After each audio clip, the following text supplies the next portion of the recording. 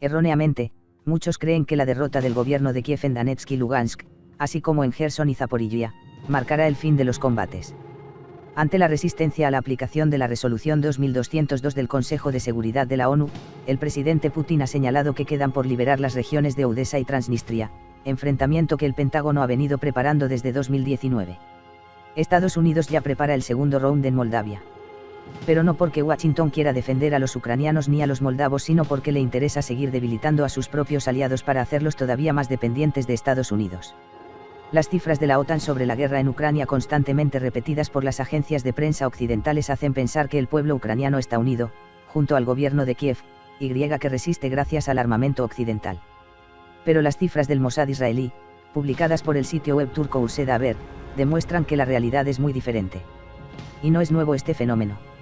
Durante la guerra en Kosovo, yo mismo editaba un boletín diario donde cruzaba los despachos de las agencias de prensa occidentales con los de las agencias de prensa de los Balcanes, así que no me sorprende el abismo existente entre las cifras de la OTAN y las del Mossad. La OTAN tiene una larga experiencia en el arte de mentir a la opinión pública occidental. Y es que la OTAN no divulgaba simples exageraciones sino mentiras descaradas. Los lectores más veteranos seguramente recuerdan que aquellas mentiras conquistaron los corazones de la ciudadanía de las potencias occidentales, incluyendo a los mismos que las inventaban. Y que al final de aquel conflicto, cuando la Alianza Atlántica aceptó generosamente que lo que quedaba del ejército serbio, en aquella época se decía yugoslavo, se replegara bajo la protección del ejército ruso, todos pudieron ver con estupefacción cantidades de tanques y aviones salir intactos de sus refugios subterráneos. Es que en plena guerra resulta imposible saber con precisión todo lo que sucede en el campo de batalla. Cada ejército contabiliza sus bajas, pero no sabe si todos los hombres que faltan están muertos o heridos, prisioneros o en fuga. Los oficiales se ven obligados a tomar decisiones en medio de la bruma de guerra, sin disponer nunca de estadísticas precisas, como las que pueden existir en tiempo de paz. En todo caso, mientras que los gobiernos ya saben todos que Rusia ha ganado la guerra y que seguirá avanzando para liberar la Novorossiya hasta alcanzar la región de Transnistria, algunos fingen creer que los rusos ahora quieren invadir Moldavia, como hicieron en Ucrania. Nadie quiere recordar que cuando la URSS se disolvió, la población de Transnistria proclamó su independencia, como la de Crimea.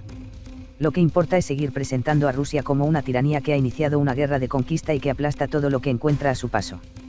También hay que recordar que cuando Moldavia proclamó su propia independencia también reconoció como nulas las consecuencias del Pacto Germano-Soviético de 1939, principalmente la inclusión de Transnistria en la entidad política moldava, 1. Pero, poco después, Moldavia reclamó Transnistria como su territorio. En junio de 1992, el coronel Howard J.T. Sters, oficial de la inteligencia militar de Estados Unidos y consejero de la OTAN, coordinó una operación para conquistar Transnistria. Y no se limitó a movilizar el pequeño ejército de Moldavia, sino que también movilizó el ejército de Rumanía y numerosos delincuentes comunes rumanos sacados de las cárceles. La región llamada Transnistria es un pequeño valle dotado de un microclima que propició que se instalara allí una base secreta del complejo militar o industrial soviético. Por consiguiente, la población de Transnistria se componía simultáneamente de los pobladores originales de esa región y de numerosas familias de científicos soviéticos y contaba con la protección de una pequeña base, sede del 14º Ejército de las Fuerzas Armadas de la URSS. El presidente ruso Boris Yeltsin se negó a defender Transnistria, como también rechazó el regreso de Crimea a la Federación Rusa. Cuando Moldavia, alentada por el coronel estadounidense Howard J. Sters, quiso ocupar Transnistria, el 14º Ejército, que ya no era soviético sino ruso y contaba con más 1,000 hombres, recibió de Moscú la orden de no intervenir. Pero miles de mujeres de la población local rodearon la base militar rusa. Los soldados rusos no dispararon sobre aquellas mujeres, sino que, desobedeciendo las órdenes del presidente Yeltsin, las dejaron entrar en la base. Aquellas mujeres se apoderaron así de 1,000 fusiles Kalashnikov, de 1,5 millones de cartuchos y 300 granadas, y el pueblo armado de Transnistria rechazó la embestida del ejército rumano, que seguía las órdenes del coronel Sters. Esa derrota de la OTAN nunca llegó a mencionarse en Europa. Solo pudimos conocerla los que viajamos a Transnistria. 2. Fue un hecho tan impresionante y conmovió tanto a quienes lo vivieron que algunos incluso cambiaron de bando. Ese fue el caso del jefe de la estación de la CIA, Harold James Nicholson, quien meses después de lo sucedido en Transnistria se puso al servicio del KGB ruso. Transnistria se presenta hoy como la única verdadera heredera de la Unión Soviética e incluso conserva lo mejor del sistema soviético, sin sus aspectos autoritarios y burocráticos. Cuando la Rand Corporation planificó la actual guerra en Ucrania, procedió a explicar los pormenores a la Cámara de Representantes del Congreso estadounidense. Eso ocurrió el 5 de septiembre de 2019 y la Rand Corporation se apoyó para ello en 2 informes, 3. En esos informes, la Rand Corporation explica que el objetivo de la operación es hacer que Rusia se vea obligada a desplegarse más allá de sus ya muy extensas fronteras. Para eso es necesario que Rusia tenga que entrar en Ucrania y, después, en Transnistria.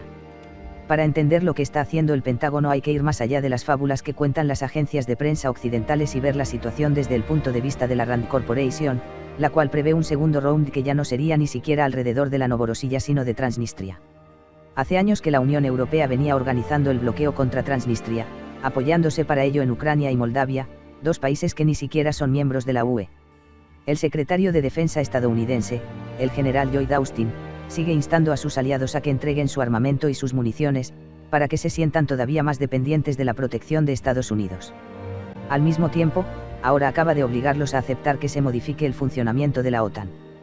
Con las modificaciones ya aceptadas, la Alianza Atlántica puede convertirse en una coalición de voluntarios para la realización de operaciones militares que nada tendrían que ver con el famoso artículo 5, o sea, sin que haya existido una agresión contra alguno de los miembros de la OTAN.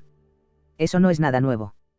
De hecho, eso fue lo que sucedió con la operación de la OTAN contra Libia, cuando los países miembros de la alianza que se oponían a la guerra simplemente fueron mantenidos al margen mientras que otros, no miembros de la OTAN, como Qatar, participaban en la agresión.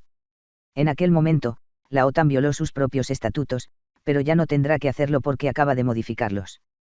En la práctica, eso quiere decir que el Consejo Atlántico ha perdido todo su poder. Ya ningún miembro de la OTAN podrá oponerse a que la alianza entre en guerra y Estados Unidos utilizará de todas maneras los medios de la alianza, en una coalición de voluntarios. Por consiguiente, la derrota de Ucrania, que ya ha perdido el Donbass y 4 Oblast, no significa el fin de la guerra. El Kremlin ha explicado que todavía le queda por liberar Odesa y conectar con Transnistria las regiones liberadas y la OTAN ya pule su retórica. Se trata de confundir a la opinión occidental haciéndole creer que Transnistria, hoy denominada República Moldava del Dniester, es parte de Moldavia y que el oso ruso arremete también contra esta última.